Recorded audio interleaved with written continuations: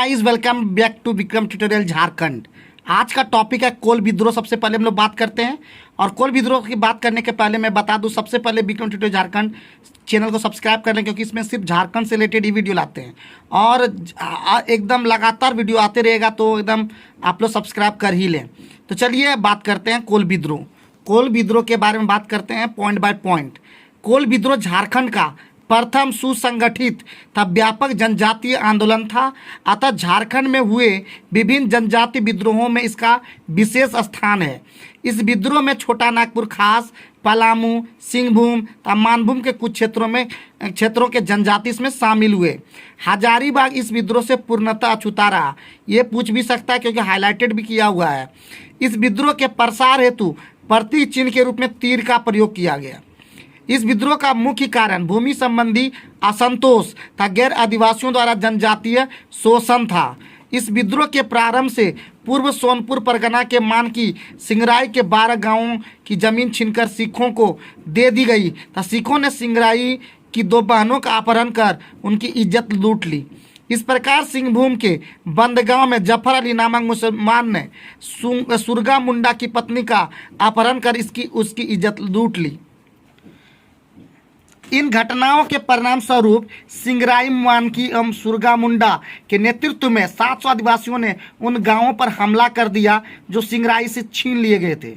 इस हमले की योजना बनाने हेतु तमाड़ के लंका गांव में एक सभा का आयोजन किया गया था, जिसकी व्यवस्था बंदगांव के बिंद्राई मानकी ने की थी। इस हमले के दौरान विद्रोहियों ने जफर अली के गांव पर हमला कर दिया।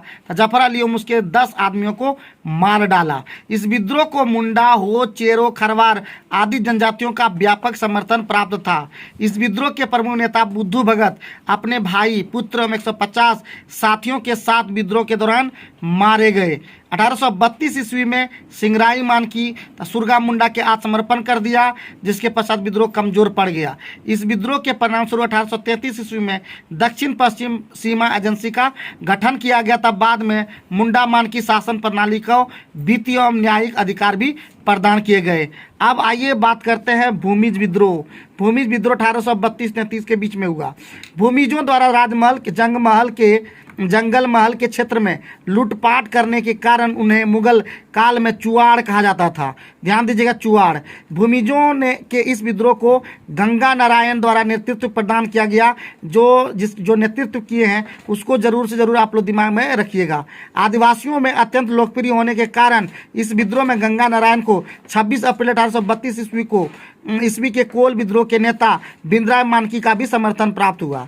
इस विद्रोह का प्रमुख कारण अंग्रेजों द्वारा गंगा नारायण के चाचा को गलत तरीके से उत्तराधिकारी बनाया जाना था, जबकि जनजातीय परंपरा के अनुसार गंगा नारायण को उत्तराधिकारी बनाया जाना चाहिए था।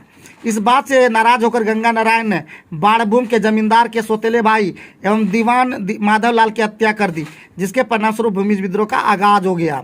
इस विद्रोह के अन्य कारणों में भूमिजों के अंदर बाड़भूम के राजा, कंपनी के पुलिस अधिकारियों, नमक दरोगा, मुसीफों तथा दिकुओं के खिलाफ व्याप्त असंतोष प्रमुख था। माधव लाल की हत्या करने के पश्चात गंगा नारायण को अंग्रेजी सेना का सामना करना पड़ा। यह नेतृत्व ब्रेंडन एवं लेफ्टिनेंट टिमर कर रहे थे।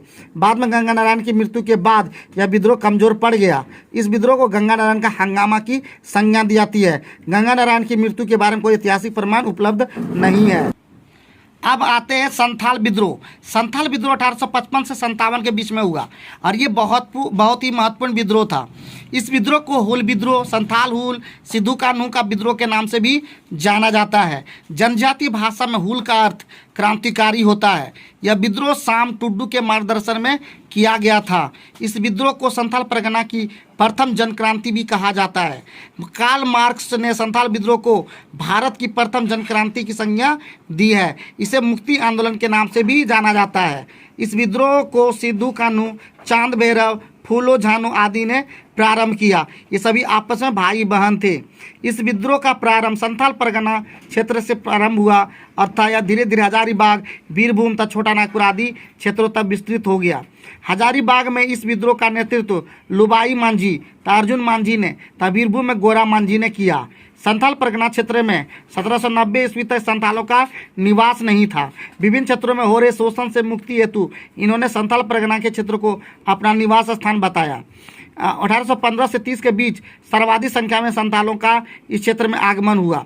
इस विद्रोह का प्रारंभ 1855 ईस्वी में तब प्रारंभ हुआ जब संथालों ने अंग्रेजी उपनिवेशवादिता, अंग्रेजों एवं गैर आदिवासियों के शोषण के खिलाफ संघर्ष छेड़ने का निर्णय लिया गया।